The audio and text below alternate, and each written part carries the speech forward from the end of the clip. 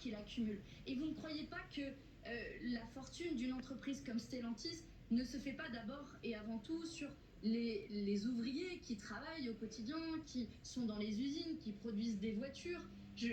C'est ça aussi que dit cette journée internationale des droits des travailleurs, c'est que notre pays tout entier tient sur ces travailleuses et ces travailleurs. Vous savez, Emmanuel Macron, ça arrive pas très souvent que je le cite.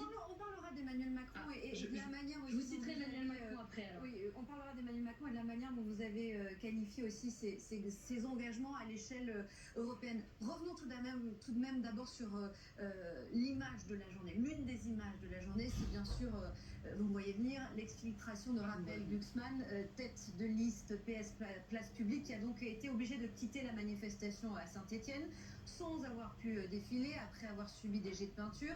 Il a aussi été pris à partie avec ces mots que je vais citer: casse-toi, Palestine vivra, PS, salaud. Alors dans un premier temps, au moment de son exfiltration, il a clairement désigné Révolution Permanente et votre parti, la France Insoumise, en disant qu'il y avait bien des drapeaux de votre parti et de Révolution Permanente, avant d'être un peu plus évasif lorsqu'il a tenu une conférence de presse en fin de journée. Écoutez.